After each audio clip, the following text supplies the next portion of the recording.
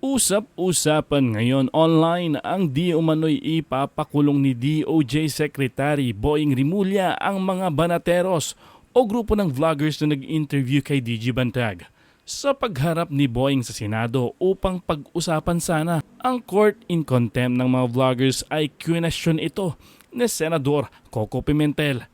Ni hindi makasagot ang kalihim kung ano nga ba ang tunay na dahilan kung bakit gusto nitong makulong ang tatlong vloggers. Hindi rin maidetalye ng kalihim kung ano ang nalabag na batas ng mga nag-interview kay DG Bantag. Tila nagisa ni Minority Leader KOKO Pimentel itong si Boying dahil sa kawalan ng ebidensya laban sa mga vloggers.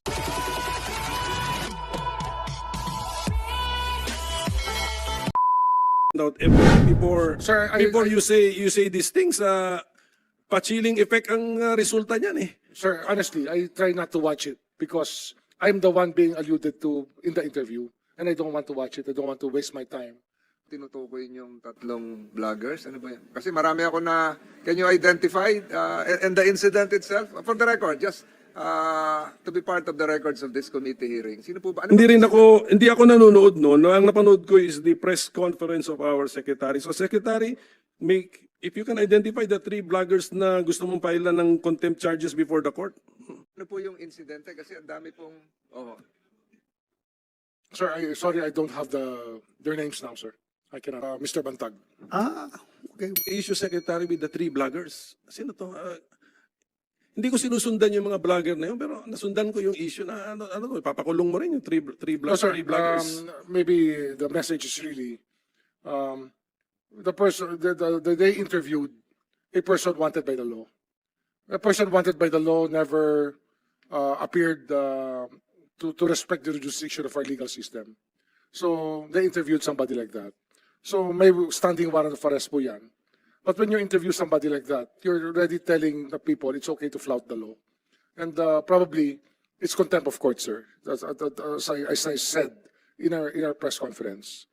It's contempt of court when you're telling people it's okay to disrespect the court by saying that saying many things without respecting the jurisdiction of the court, sir. So is your issue against the 3 vloggers on the content of the interview or the mere fact of interviewing a person who was The mere fact of interviewing somebody wanted by the law and without disclosing, without being cooperative with the legal system, sir.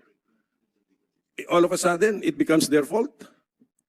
Sir, It becomes the fault of sir, the we are interviewers? entitled to freedom. We have all our freedom. We will die defending freedom, sir. But when it comes to obeying the law and respecting the law, I think it's something that we should also die for.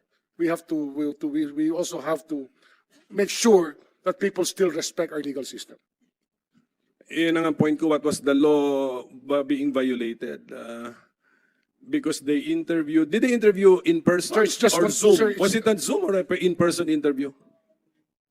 I'm not sure, sir, but it's you direct already- or indirect contempt of court, sir. Hindi pwedeng direct contempt yun. The direct contempt must happen right before the judge. Hindi Indirect pwede. contempt of court, sir.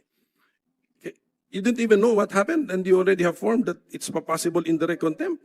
I had it investigated, and that is what was given to me by our people. That is the act. That the act being given attention to is the lack of respect for the legal system, sir. Mr. Chair. But it's, I just make one pa bago ko malimutan. So it's just banggaan lang ng values ito eh. So the Secretary invokes respect for the legal system. While on the other side of the coin is free speech. So I do not know how they can be held to account for the fact of their desire to talk to somebody and was an outstanding warrant of arrest and then siguro pinost ba nila ito online. Hindi ko napanood din actually because wala naman akong issue against them. But Secretary, you should find out everything before Sir, you say these things. Pa-chilling effect ang resulta niyan eh. Sir, honestly, I try not to watch it because I'm the one being alluded to in the interview, and I don't want to watch it. I don't want to waste my time listening to people who would just want to malign my person, sir. So I asked the other people to investigate it for me. You were the one, you have a footage, ikaw nagsasalita, you have that. We're in possession of footages, sir. You've We're not in even possession seen the, no, I saw the footage of you saying that you will file That's what contempt we are charges, trying to but, work on, sir. anyway. To ask the court to consider contempt, because it is not something that we want replicated all over the country, that we glorify people who do not obey the law. Well, at any rate, Mr. Chairman, siguro in due time that the theory for secretary will be tested in court. But of course, I will side with the freedom of our people to speech, to associate and to make known to the public facts and opinions. Wala namang mali sa opinion, opinion.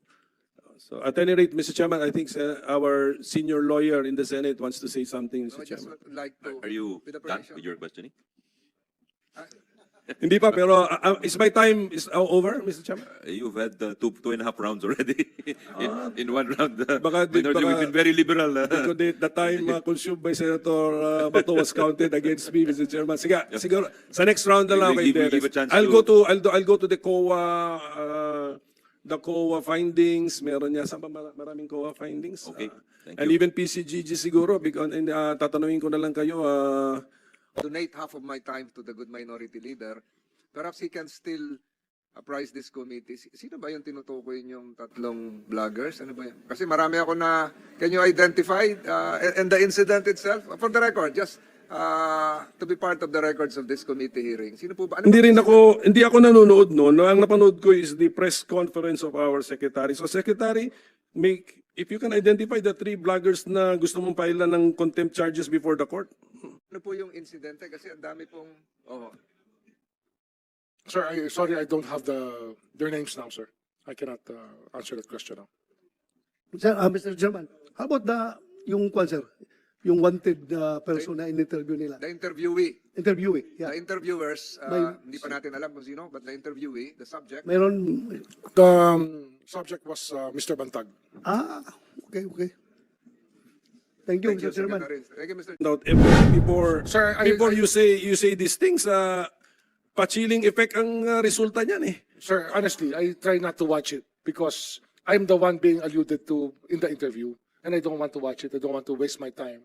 Tinutukoy yung tatlong vloggers? Ano ba yan? Kasi marami ako na, can you identify and the incident itself? For the record, just to be part of the records of this committee hearing. Sino po ba? Ano Hindi ako nanonood noon. Ang napanood ko is the press conference of our secretary. So secretary, if you can identify the 3 vloggers na gusto mong pailan ng contempt charges before the court.